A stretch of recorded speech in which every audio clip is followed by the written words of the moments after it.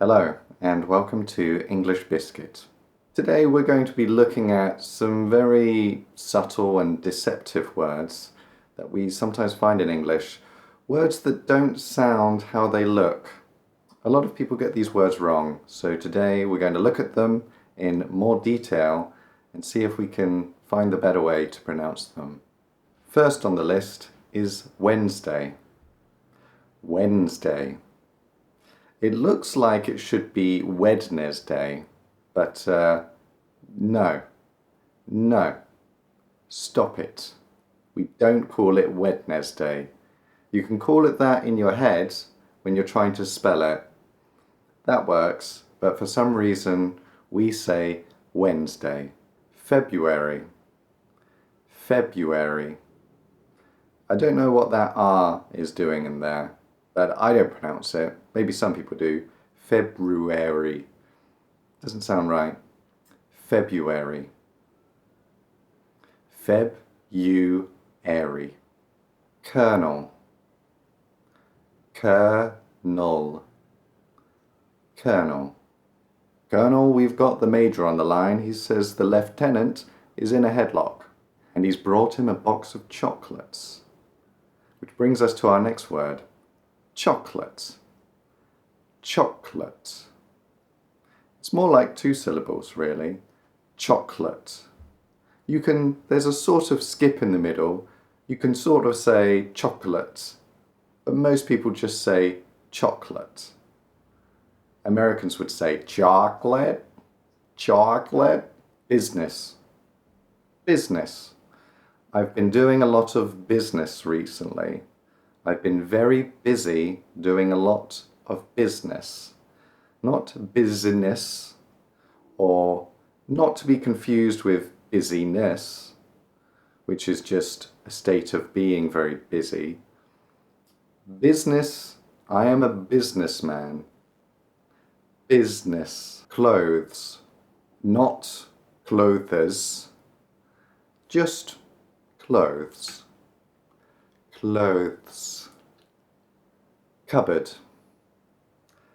Cupboard. It looks like it should be cupboard, and I suppose that makes sense. I think it's a place where you keep your cups in the kitchen, but we also use the word for just any type of wardrobe, any type of thing that you can close. That's a cupboard. And we don't pronounce the P, it's just cupboard. We barely say board. Unless you're really over-pronouncing it, it's just cupboard. Cupboard. Raspberry. It's got the P in there. It's got a little sneaky P in there, but we don't do the P. We leave the P out. Raspberry. I don't know why it's like ra. That's where the emphasis is. Raspberry. Or perhaps just simply raspberry. It kind of depends what part of the country you're from. Some people pronounce the end part very quickly. Raspberry. Almost as if there wasn't an E in there. In berry. Raspberry. Or raspberry. It's similar to, some people pronounce Wednesday as Wednesday. Wednesday. I'd like to get a book from the library. From the library. I'm off down to the library. When you start saying that word faster, it gets a bit condensed. Library. Library. You can say library, library, but generally, when you're not thinking about it, English people will just say library.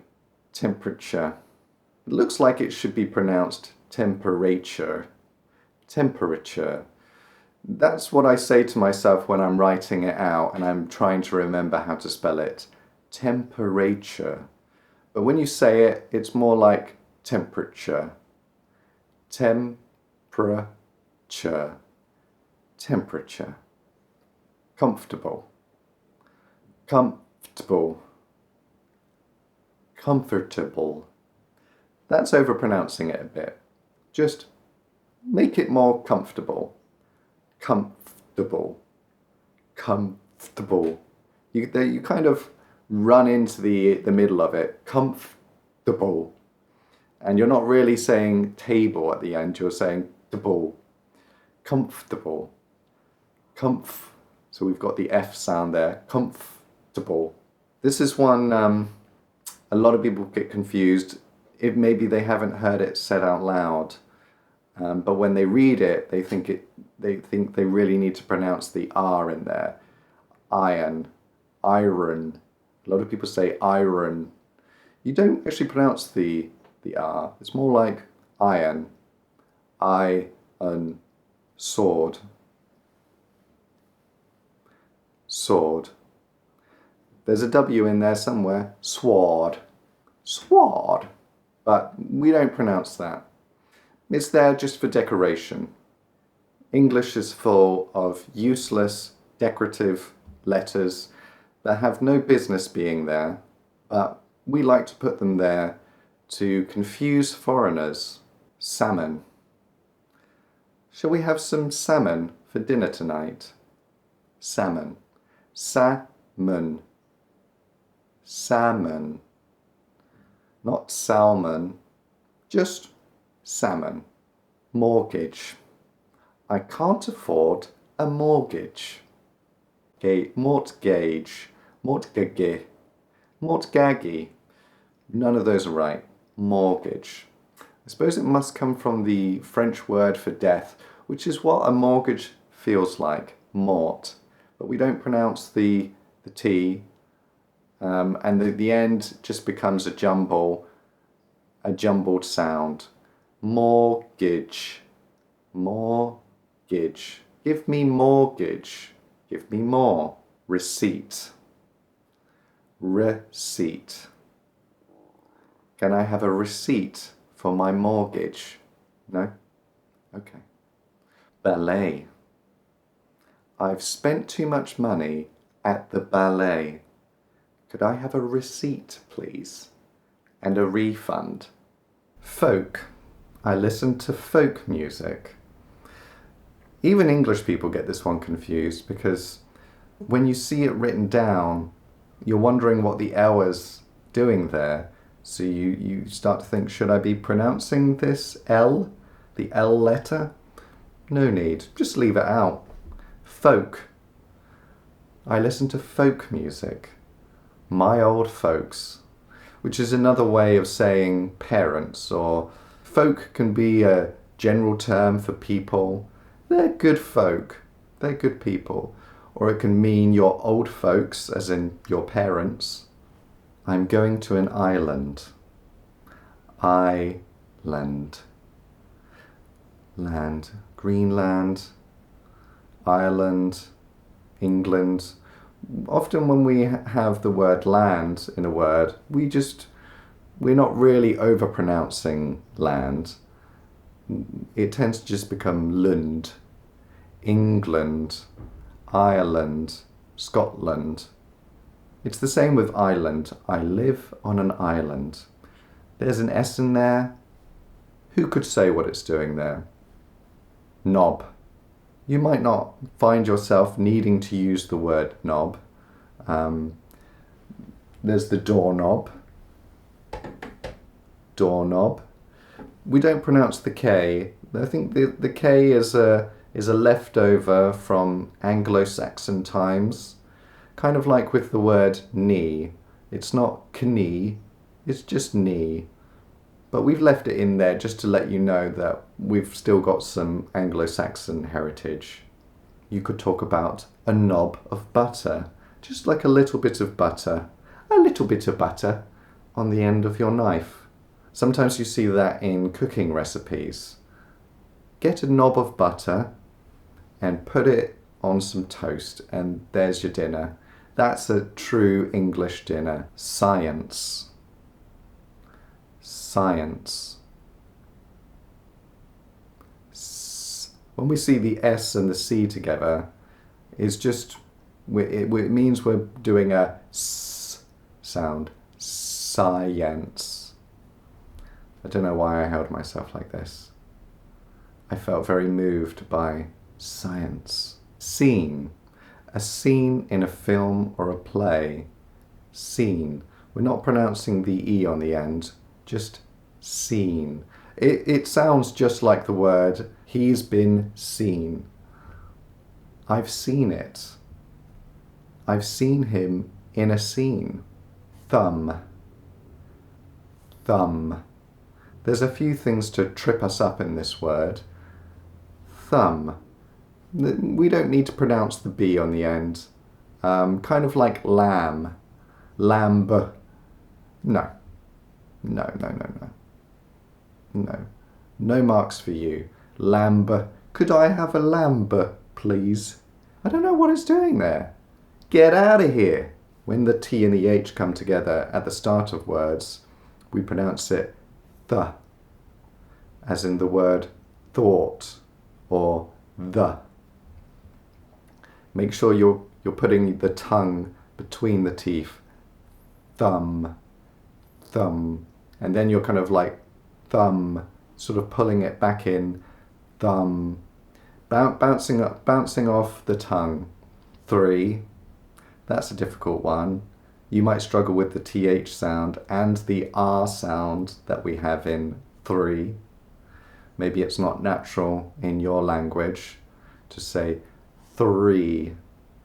Re.